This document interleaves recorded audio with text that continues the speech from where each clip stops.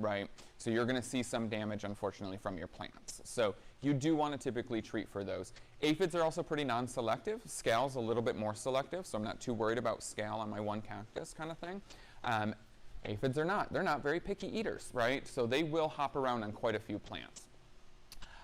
Spider mites are probably the next most common thing. Have you ever been out in your garden and there's kind of like some dust and leaves kind of just floating there and you think it's a little spider web or spider of some sort? Typically it's spider mites. Spider mites, you don't really see their thread like a standard spider web. They're tiny, tiny, tiny, tiny little bugs. And if you ever notice you kind of got like a collecting of dustings and things it looks like in a plant, typically it might be spider mites, so it might be worth investigating in that way. Some of the products that I like to use are up there, the insecticidal soaps and the Be Safe products. So Be Safe's got 3 different ways you can use it. You've got your hose end sprayer, a concentrate, and then just kind of a ready-to-use bottle, depending on how big your landscape is. And then you've got your insecticidal soap. And Bonide also makes an insecticidal soap. So just 2 different brands, basically both with the same ingredients, but what I like that Safer's done is they're using liquid seaweed extract in it now. Liquid seaweed, remember, is good for our foliage, so when you are spraying, we're at least adding a little bit of some value for the plant itself. Most of these products are going to be oil-based, so it's going to be really important to only use them early morning or late afternoon, right? Yep, you do risk burning the plant. I have even seen, and I caused a little burn myself, right when you kind of before dinner time, if you will, where it's been really, really hot for the day and the foliage is still really warm, spraying in oil can still cause a little bit of burn there. So usually I try to tell people do it before breakfast or after dinner kind of thing, right? Get you that window. That's also going to be the most effective because that's when the bug is the least active and it has come home for the day, if you will, right? So you're going to have the easiest access to getting to the bugs. All easy to use, all safe organic products. These are probably the most organic thing you can use in your garden in that way. Neem is another really, really great one. Yes, ma'am?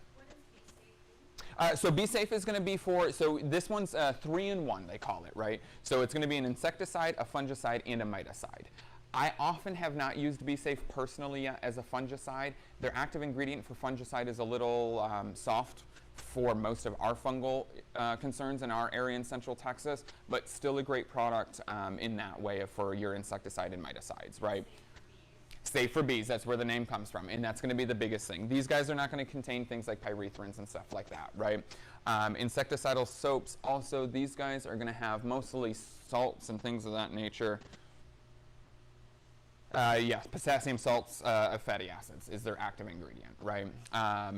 Things like Endol that Safer, this brand makes, is going to have a pyrethrin, which is not a safe bee product. Again, non-selective in that way, right?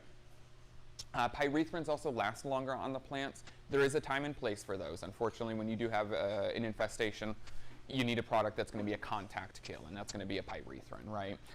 These guys are products that need to be ingested by the bugs, right? So these guys have to eat first before it has effect. So it's good to catch them, use these when you can catch the bug infestation early, right? BT is going to be up for all your creepy crawlers. So Safer soaps, neems, Be Safe and things of that nature don't do great for your little creepy crawlers, your caterpillars and things of that nature. Bagworms. I think I've gone broke lately buying BT. There is a concentrate that we buy, so if you've got a yard like mine right now, go that, excuse me, go that route. Does anybody have mountain laurels in their yard? No? Okay, I've got a couple in my yard. That is where they're at. Pecans will often see the bagworms. Oaks will see the little kind of silkworms that come down. Usually silkworms don't cause too much damage. They're really not worth treating, but the bagworms are horrendous this year. But if you've ever driven by a mountain laurel, it looks like all the new growth has been chewed and missing leaves on the stems. That's bagworms. Hate them. They're annoying. BT is basically the one few product that's actually going to take care of that type of a bug, okay? So BT is great for your caterpillars, your creepy crawlers, and that kind of thing, okay? BT is also super safe. So you can use it on your herbs, veggies, and things of that nature. Tomatoes, squash, BT is safe for, okay? I believe BT, before I say that, I should read the label. I'm almost certain BT is good to use day before harvest, though. So there are some products like pyrethrins and such that we want to avoid, using within 7 days of harvest, okay? BT, I believe, is a day before use, and you're safe still. But those are our main products that we're going to use, right? That's going to take care of a lot of it. Diatomaceous earth is going to help you with things like your leaf hoppers and stuff, right? Things that have a hard exoskeleton. The DE, the diatomaceous earth, is going to help cut up that exoskeleton, unfortunately, but that's what it does. Diatomaceous earth is also good for ants, things like that. Again, anything with that hard exoskeleton. Diatomaceous earth is also great in your veggie garden. If anybody's got a veggie garden going, it's a good one to have around. Diatomaceous earth, one of the most organic things we've got in our soil. If you've got a dog and they're out there rolling around in the dirt, on their back kind of thing, what they're pulling out of the soil is the diatomaceous earth. Any big questions on treatments as far as how to, yeah? Oh, the neem, yes, I'm sorry, thank you. Neem Max, this is just a concentrate neem. Neem is a really, really great one. Super general use, the most safest one you could have on the shelf over here.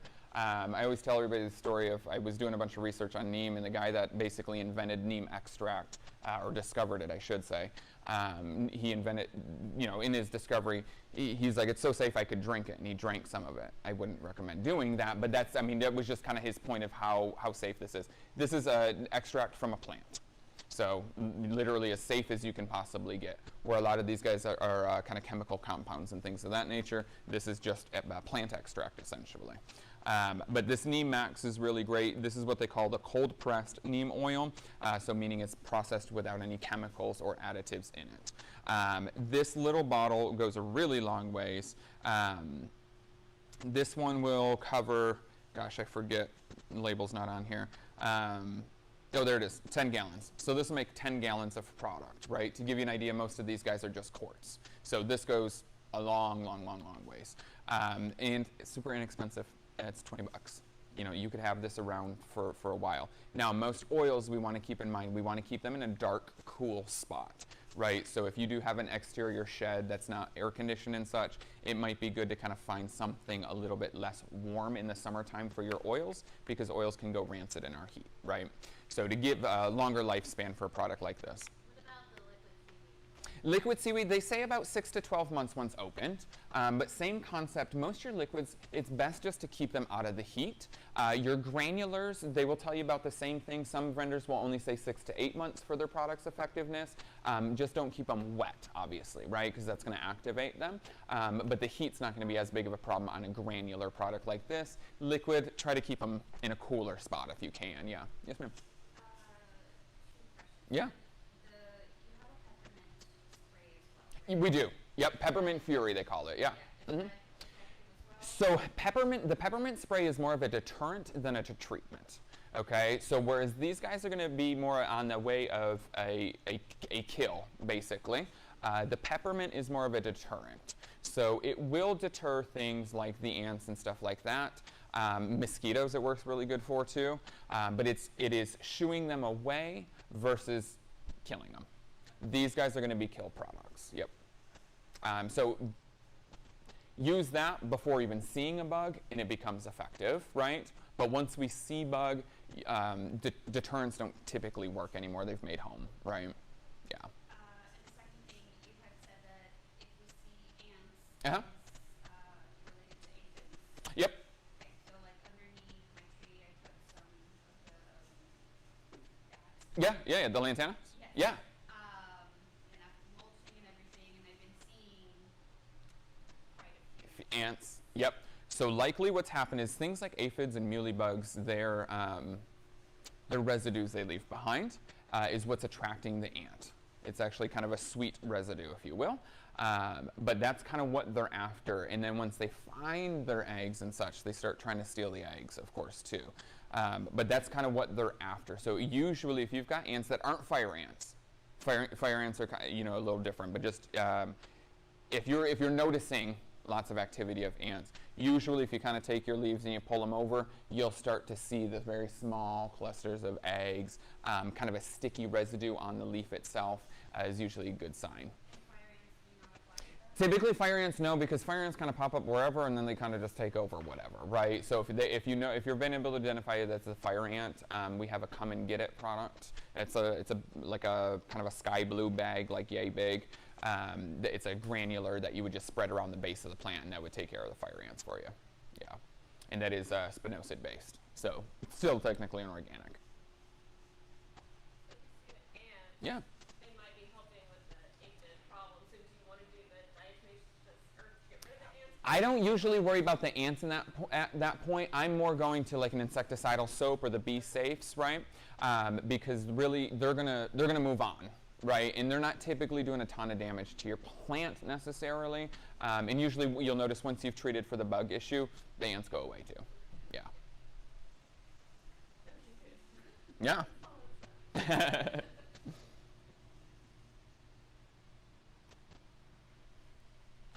So talking about pruning. So now that we've got our plants in, we're not worried about pests, things are growing, everybody's thriving and looking beautiful, right? Pruning is going to be a really big one. There are a couple of tools that I usually tell people to keep on hand if you've got a standard garden bed. Standard bypass pruners, which are like those guys. Oh, that's a terrible granular photo. But you get the idea, right? The bypass pruner there. I also like these shears. So I brought these in so we can talk a little bit about deadheading. These are really, really great for just simple deadheading. Again, our perennials are typically not very woody by nature, right? So we don't need a really big, heavy-duty pruner for our perennials. The bypass pruner is nice because it can also do small woody stuff. So kind of more of a universal tool, if you will. But these guys are really, really great.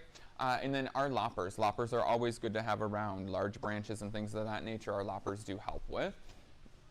And then on this guy here, I did put up this little infographic. I thought it was really great, but it kind of breaks down very close to our area for the different seasons that you typically prune your different plants kind of concept.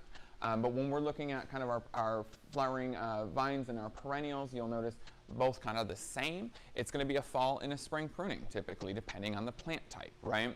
So things like lantanas, I'm not going to be pruning in the spring, right? Because this is their season. This is them growing. That's when they're doing their things. But our fall blooming plants like asters and things of that nature, I wouldn't prune in the fall. I'd prune in the spring for shape, right? You always want to basically do the opposite of your bloom season is the general rule of thumb. The Flamacanthus here I brought that one in here because it hasn't quite bloomed yet, but I was going to talk a little bit about deadheading and how to prune for shape. Now in the lantana, I can see that almost at every point of new growth, I've got a bloom, right? There's nothing for me to really prune here. Even if I wanted to reshape the plant, I would personally still wait until end of summertime at best to do any sort of shaping here, right? Because the benefit is the flower. And if I go to cut any bit of this new growth, I'm going to lose the flower on that branch, right? So on a plant that's blooming like crazy for spring and summertime, just wait, right? Let it shape out. Now, if it's in a walkway and it's impossible to get by, of course, go ahead and take your branch as you need, but just know that you're going to lose your blooming sat on that branch, right? Now, lantanas in particular are deciduous. So we do have deciduous and evergreen perennials, right? So meaning deciduous, they're going to lose their leaves for winter time. So that's when they're bare. When we've got a bare perennial like that is going to be deciduous, the general rule of thumb is early to mid-February for us, okay? To do your pruning, yep, your hard shaping and all of that. Well, they're still naked, if you will, but right before they leaf out, right? I usually leave a lot of that foliage as a little bit of a sacrifice, depending on what kind of winter we're going to get. Because if we get a heavy ice, all of that outer branching that I know I'm going to be pruning anyways is what's going to take the worst hit from the ice, right? So it's a good practice to kind of let that be your sacrifice, if you will. And then as the plant, or as we get out of winter, but before the plant is leafing, that's when I'm going to come through and I'm going to make my choices for shaping to get it ready for the spring. General rule of thumb I always tell everybody, because it's way easier to remember than anything else, is Valentine's Day. It's right in the middle of February. Use that as your general rule of thumb. We usually get one freeze after February at least, after Valentine's Day at least, right? So just be aware of season, right, depending on your plant, of course. But general rule of thumb, Valentine's Day is a good marker. Valentine's Day is coming up. It's time to start cleaning your shears, get them out of the closet, and let's get out in the garden kind of thing, right? But this type of pruner that's a smaller shear like this, so much easier to use for your small deadheading, your less woody perennials and such. Just quick, easy, and they're very precise, right? Now on something like my Flamacanthus, These guys aren't going to bloom until a little later in the season, but the same rule is going to apply. All of this new growth has the potential for blooms, right? But if I were to be pruning in early spring, or maybe my plants already started leafing out, one thing I wanted to talk about was shaping today for pruning. And flame acanthus is probably one of the easiest examples because of the branching, so I'm going to use this branch right here. So we'll notice that we've got our main stem that's coming out, and then we've got our branching, right, on each of those nodes here that branch out, right? Now, when I go to prune, I'm not going to be pruning these smaller branches, right? When I'm going to prune for the season to get the fullest effect for my plant, I'm going to be looking at stems, or the main stem, not the branching stems in that way. When I cut that main stem at a branch point, it's going to allow the plant to fill out fuller, right? If I'm going to do that in a season like with a lantana right now, if I were to cut that main stem where it's branching, I'm going to lose all of its bloom potential this year and have to wait for next year for that branching to bloom, right? Again, I've already said I'm an impatient gardener. I don't want to do that, right? So I'm going to avoid pruning in the wrong season. In this example, I'm going to take just one prune for us to use as a talking point here. But if this were my main stem, I've got a branch coming off here as well as this side. I'm going to come in between those on that main stem and prune in that space. Cutting the main stem itself about a third of the way is your general rule of thumb. Obviously, I'm doing less than that because we're out of season, but just to kind of show our example here. So I'm cutting the main stem itself, and now the plant's got the opportunity to continue this branching. The more branching I can provide to my perennial, the more blooming potential I've got, right? Because each of those tips is going to contain my blooms, and that's what's also going to give me that fuller effect for the plant itself. Yes, ma'am? So typically you're going to cut at a slight angle to go with the branching, right? So exactly, yep, the closest branch that you're going to go with. So on this example, the branch on this side was a little taller, so I made my cut slightly at this angle, right? That's also going to prevent things from being able to just kind of sit there. If I've got a flat cut, things and dust and bugs and all can kind of sit there causing some health issues. If I give that nice natural cut, the plant can take care of itself a little bit better, right? Of course, you're always going to have cuts for broken branches and things of that nature throughout the season, right? So inevitably that's going to happen. But our goal is in that February season for our spring blooming perennials, we want to get in there and do all that tip cutting is what you'll often hear it referred to. But I'm going to do a seasonal cut in a way of getting it about a third of the way back to promote as much growth as I can, right? Again, promoting that branching, the more blooms, the more success the plant will have itself. Yes, ma'am? Yeah. When you're about to do your pruning, Yeah.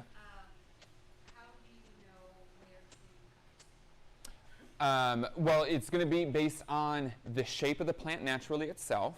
And the general rule of thumb is if you use that 1/3 rule. So if I'm going to look at a branch, I'm going to go, okay, if the branch is this long, 1/3 is roughly here. Where's branching happening near this point? And that's how I'm going to make that selection, right? It might be a little longer than a third. It might be a little less than a third. You know, depending on kind of how your branching is happening, right? So there are some perennials that want to be cut all the way back, right? So lantana doesn't mind it. So depending on what you want from your lantana. Now there's some varieties of lantanas, you know, that are more in the 3 to 4 foot range, almost like a small shrub, right? That are going to have some more height to those. I often don't cut those back in my yard, right? Because I've obviously planted it to get as much height from it as I can, right? Now I've got things like my new golds or the purple trailing, you know, those lower growing ones. Those guys I'll often just cut back to 4 to 5 inches off the ground in come February, right? And that's just because I'm using them as a kind of a border accent plant, and I don't need them as full in that way. So you can use that as a rule of thumb. Not all deciduous plants want to be cut back all the way, though, right? Lantana is just a very versatile one in that way. Let's see, what would be a good example of that? Another versatile one is Esperanza, the yellow bells flower, right? You can do a little bit of combo with that one as well. If you want to promote its height, as long as we had a mild winter, like this past winter we had that ice, you know, sit again, you're going to have to cut them back to the ground, just mostly like your lantanas too, to be honest, probably so, because the ice will basically what the ice is doing is bursting the cell structure of the plant, so you're going to end up with like splits in your outer Cambium layer of the plant, which can cause infection and disease, and usually a plant will abort a branch like that, right? But yeah, Esperanza is another fairly versatile one where you can kind of prune it to get the most height or bring it back to 5 to 6 inches off the ground. Yeah. Okay. Yeah, sure. Absolutely. No, you're fine. I appreciate it. Sorry, so Yes. you're all perennials. So like Ye- these other ones you have in front of you. Yep. This one, I don't know what. Yep. I call it, I don't know. Yarrow. Yep. Yeah. So like that one too. Yep. So what's nice about a yarrow is there are going to be some some of our perennials that are a little bit more self-efficient, right? So a yarrow would be a great example of that, and honestly, the Salvia greyi is another pretty good example of that, where realistically, these guys are going to be considered deciduous in our area. If we have a mild winter, I have had a yarrow just look like this for an entire whole calendar year, right? But in our kind of average winter, when we get those little bit of snaps of cold, what it's going to do is it's basically just going to go, right, and it's kind of flops over. There's not really a lot you need to do with that, because inevitably come February, because we get that freeze in early January, that kind of 6-week window where you would prune, most of this foliage has kind of died off and composted, right? Anything that is left, I typically just kind of grab like a big ponytail and just give one good solid cut to. Yep. And so in that case, like you would trim low. Exactly. Yeah. In this case, I would be cutting this all the way down. Yes. Sorry. Let me differentiate what the 1/3 rule is best for your semi-woody perennials. If it is more of an herbaceous like the yarrow, right to the ground. Yep. A good example of a self-sufficient one is the Salvia greyi, though. You don't have to do anything to the Salvia greyi. She doesn't really care. She doesn't want it. But if you do it, she's happy about it, right? She gets really like. And you can prevent your spindly legginess by pruning. Yep. Yep. Yep. Yep. Me either, to be honest, and that's why I often prune mine by that same kind of 1/3 rule. But most kind of plant folks will tell you this is a plant that doesn't actually need it. Yep. A lot of your salvias are the same way, right? You know, our Henry Dulberg is another really great example of that, and it's going to act kind of like the yarrow come winter. It's very herbaceous. She's just going to flop down. It's going to compost by the time you need to cut it, and there's not really much to be done there, and it's just going to resprout from root and come back up again. The Salvia greyi, again, kind of similar in that idea that it doesn't really need to be pruned, but if you want this look every year, you're going to be pruning, right? Otherwise, like you're saying, it can kind of she can get a little spindly. She can start reaching, and yeah, yep. Deadheading is another really great reason to have a tool like this guy. So these blooms that are already spent, like this bloom spike here, on this particular branch that's coming out, this bloom is already done. She's already open, and she's got 2 that haven't opened yet. But this bloom spike is essentially already done. It's off-cast the dead bloom, right, or the dead petals, right? And so on the branch next to it, I've got 4 little branching happening around that main stem, and all of them have buds started to produce new flowers. To help the plant, I'm going to remove this spent bloom because the plant is continuing to put energy towards that bloom, right? The plant does not know the difference of a dead branch or an alive branch, basically, right? Unless there's major damage, of course. But in the case of a spent bloom, it was just putting all its energy to this to create this flower. It wants the flower to survive as best it can, right? So it's going to continue to produce that energy for here. So I'm going to bring it just down to the main stem. I'm not cutting the main stem at all, right, in this example, because in here we're just deadheading that old spent bloom, right? So I'm just bringing that down right to the main stem, and now these 4 smaller branches that are kind of popping out around here now have the opportunity to have all of that energy that was coming up the stem. And now you'll notice in about a week's time, you'll have all these new blooms again, right? So it is good. Usually I tell people spent blooms are going to happen, or a flower's cycle can be anywhere from a week to 2 to 3 weeks. So it's good to get out on a weekly basis into the garden to look for your deadheading needs. This is the Salvia greyi. Yeah. And Salvia greyi is a massive family. There's so many different varieties and colors, and really, really cool, easy plants. Great for butterflies, hummingbirds, bees. They all love them. So if you don't have a Salvia greyi in your yard, it is a super easy one. It's definitely one I would add for sure. Talking a little bit about wildlife, I don't have a slide up there for this. I can't believe I don't, but we're going to hit on that real quick. Most of our perennials, you will always notice, are like our native perennials to our area, have either what we call a pad flower or a flower spike. There are two main reasons for that, and that's how they get pollinated. Flower spikes are really good for the bees and the hummingbirds. Pads are really good for bees and butterflies, right? Excuse me. So a pad flower like this, always covered in butterflies. They love it.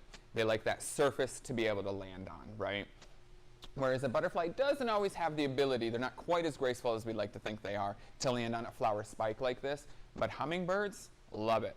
This morning before I came into work, actually, I was out in my yard doing a little bit of watering because I had some thirsty things, and there was 2 hummingbirds all over my salvia greyi. It was awesome.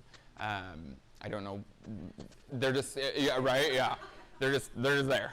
But yeah, they love that flower spike or anything tubular in shape, and the small individual blooms have that slight tubular nature to them, right?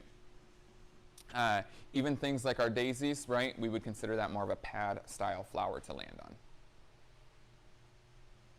So if you are doing like a wildlife habitat, or you want to make sure you're doing something beneficial for the wildlife while you're planting, consider the flower shape as an important piece to that. And it's good to have a mixture of them, right? It's good to have the spikes and the pads, both for design and aesthetic, right, but also for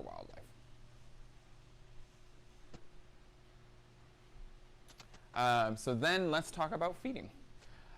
So feeding is pretty simple for our native perennials. If you're using a native plant, it shouldn't need a whole lot of supplement, right? The whole idea of a native plant having the title of native is that it really does know how to take our natural resources in our soil and digest them to become beneficial for itself, right? So there's not really a lot that's needed. If we used our humates and if we prepped our garden bed with our compost, your first 3 to 4 months, you really don't need a whole lot at all for your plant.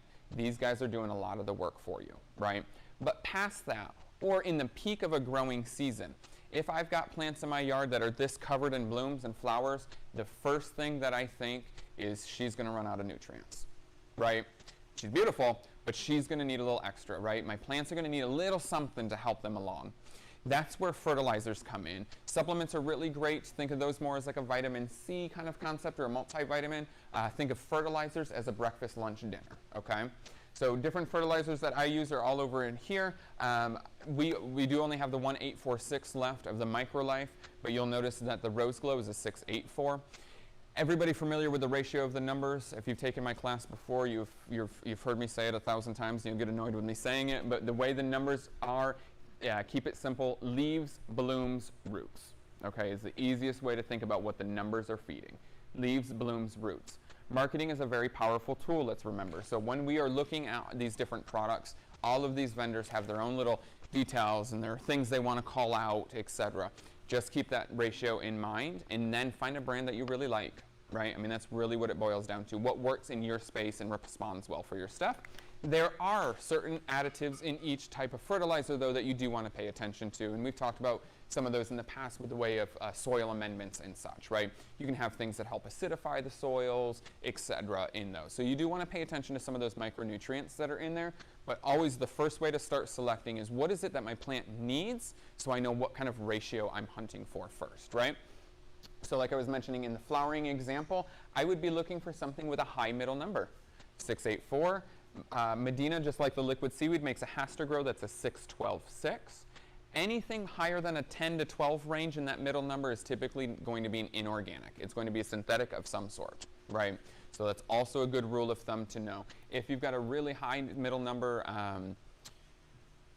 what are some inorganic ones? They go up to 60, 58, 45, stuff like that. That's Actually, that was one of the questions I had yeah. in the other class for indoor Yeah. plants. Mm-hmm.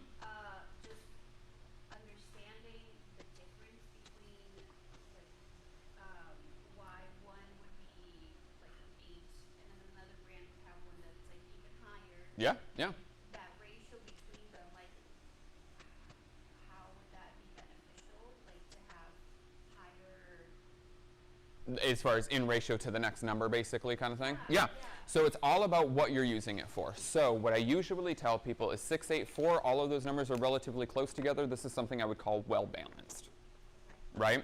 Well-balanced, meaning you're getting a good even feed across the board, and this also tells me right off the bat that this is good general use. Without even reading the label, I know that this is going to be good general use. Also on their label, they will talk to you about roses, tomatoes, trees, shrubs, perennials, etc. That's general use, right? As general use is going to get, right? So something that's well balanced in the way of not a high variation of difference between each ratio. Whereas something like the Medina's has to grow 6, 12, 6, those are pretty big jumps, right?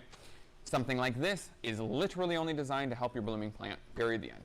Right, that's it. So this is going to do me no good on something like a boxwood, right? Just an evergreen shrub, this does nothing, right? I'm wasting materials, I'm putting stuff into the ground that's going to leach into the aquifer that the plant's not eating. There's no point in using something like this, right? Now the rose glow, even though it is a higher middle number for blooming, is still a well-balanced one that would benefit the boxwood in that example. So you kind of have to pick and choose a little bit, and that's where it gets into things like the different micronutrients and such that they're using to create those ratios, right? Microlifes, they have an 846, they have a 624, what's the other one? A 424, I want to say is the other. So, again, all well balanced. It's just at that point, what kind of micronutrients have they put in there, right? To understand, is it going to be better for my houseplants, or is it going to be better for my blooming perennials or my shrubs, etc.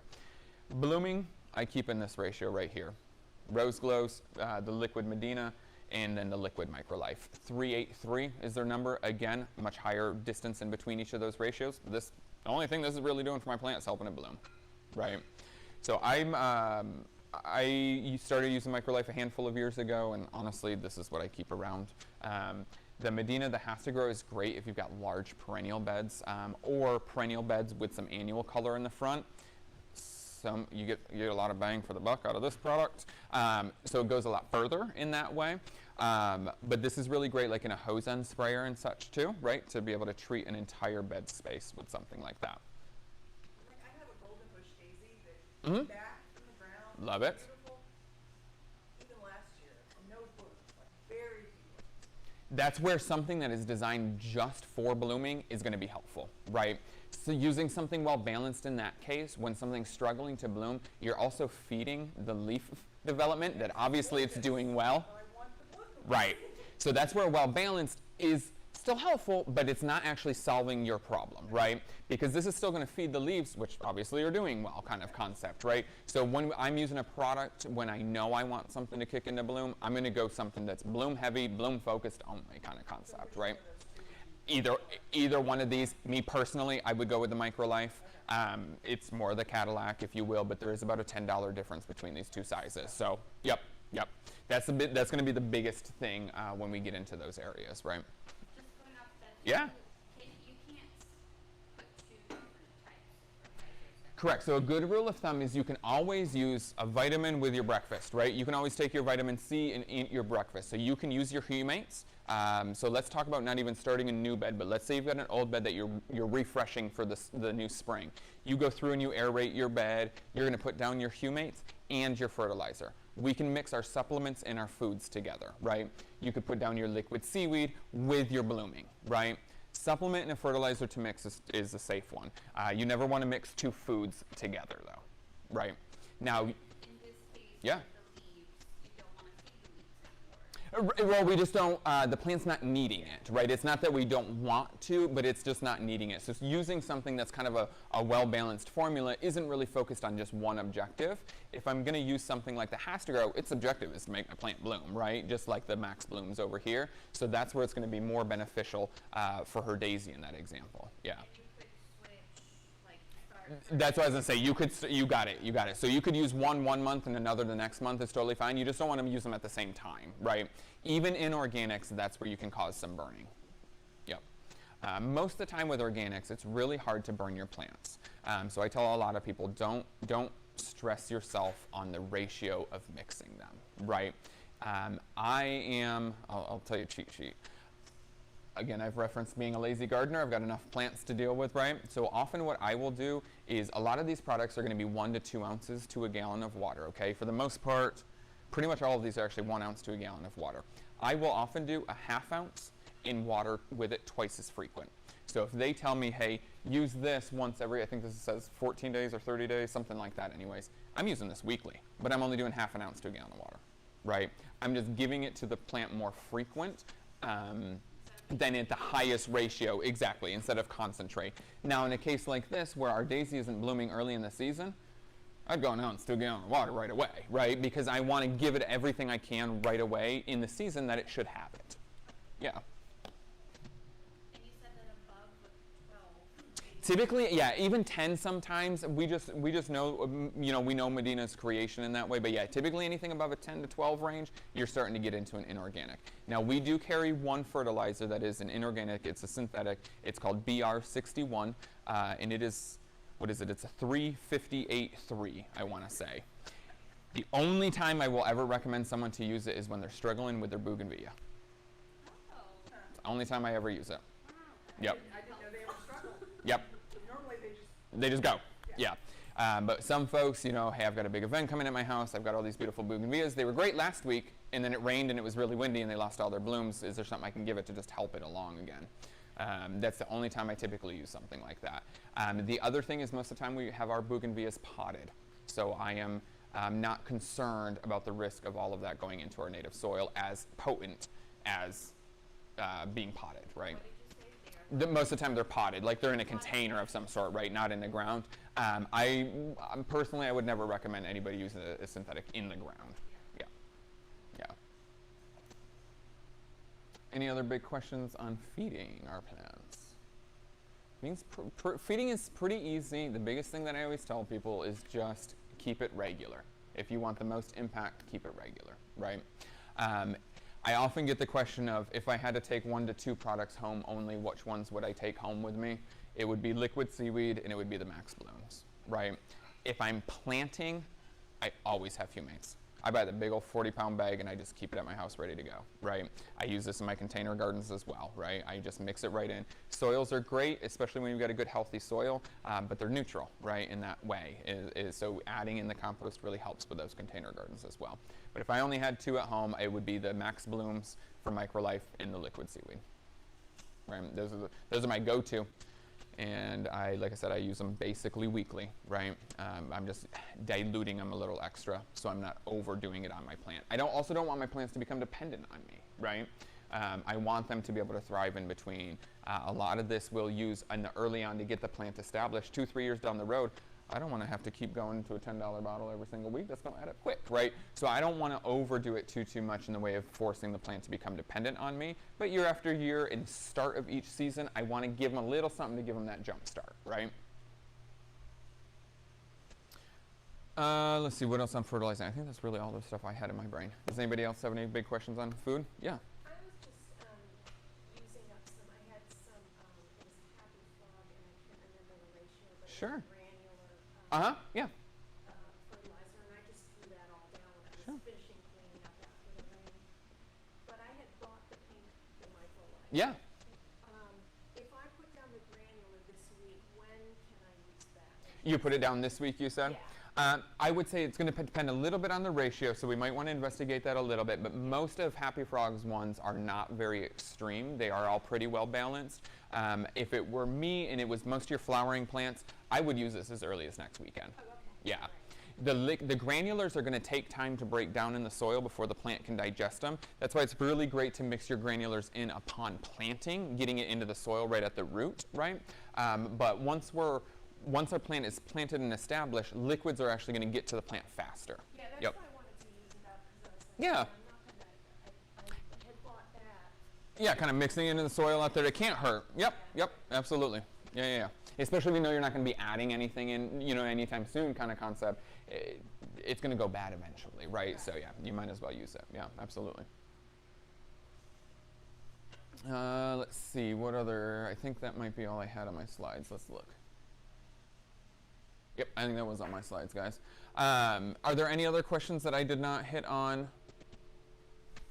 about perennials that you guys had questions of? Class on roses or? We don't have a rose specific one yet. It's not been requested a whole bunch, but I will note that down. Yeah. 'Cause I don't have any, but I have like my area from where I lost bushes with the freeze. Oh, yeah, I know. And I was thinking of putting in some of the roses are There's- so pretty. They're gorgeous. They're And gorgeous. so I Yeah. was thinking of putting those in if I could find somebody to do those for me. Yeah. Yeah, absolutely.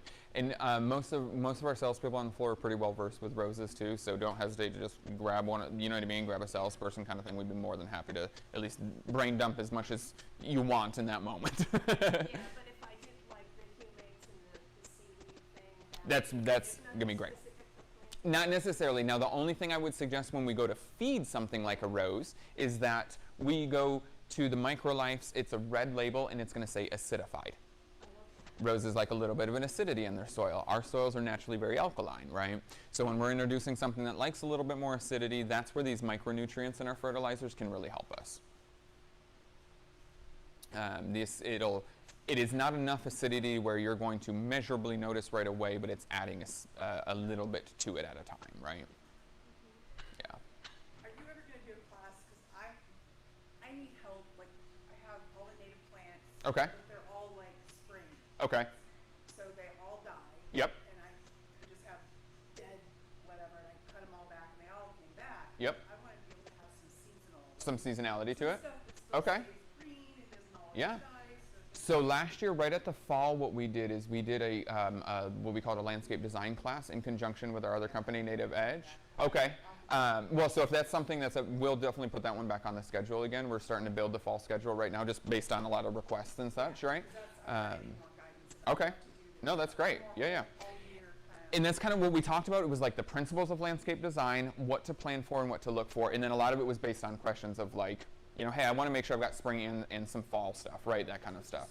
My husband's like, Yeah. just all like scat. And I said, well, Right. it'll come back. Right, yep. That is, I will say, that's one downfall with the way our winters have been, right? Is a lot of our natives, and especially if you've got a beautiful native landscape, even if there is some seasonality to it, most of our natives are deciduous, right? And so it can be tough. So that's where, you know, mixing in some evergreen shrubs and stuff like that just gives it some texture, for sure. Yeah, that's a great idea, though. Other questions? So Yeah. I don't have direct sunlight on my porch. Okay. So does that mean like perennials are really just out of the realm? Not really. So that is one thing we didn't really hit on today as far as placement. We have perennials is just the idea of the lifespan of the plant, right? There are sun and shade perennials. Okay. So and we've got plenty of natives for both. The ones I just happen to have are the ones that are blooming. But the Dianella over here is a shade tolerant perennial. Yep. And that's going to be kind of that smaller bloom, so the bloom's not a ton. Usually in shade, what you'll notice is that we go after a lot of textures and variegation to get the color. Yep. Because your blooms typically aren't, you know, big lantana blooms, right? Yeah. But yes, there's a good mix. Oh, absolutely. Yeah. We've got some great ones out there right now for sure. Oxalis is another one that people love using and stuff too. That's, you know, you use that a little bit more as a border, but it's a great container plant for that space. Yeah. Purple leaves, like you can't beat it. Yeah. But yeah, we've got a good mix out there right now. Any other goodies? Questions? Comments? Concerns? We love it. Awesome. Well, I appreciate you guys very much for attending. Thank you guys very much for coming. Next week we are doing an Earth Day special, talking about plants and impacting. And then the one after that, I believe, gets into composting. So if you guys are interested in composting at home, that's going to be a really cool one.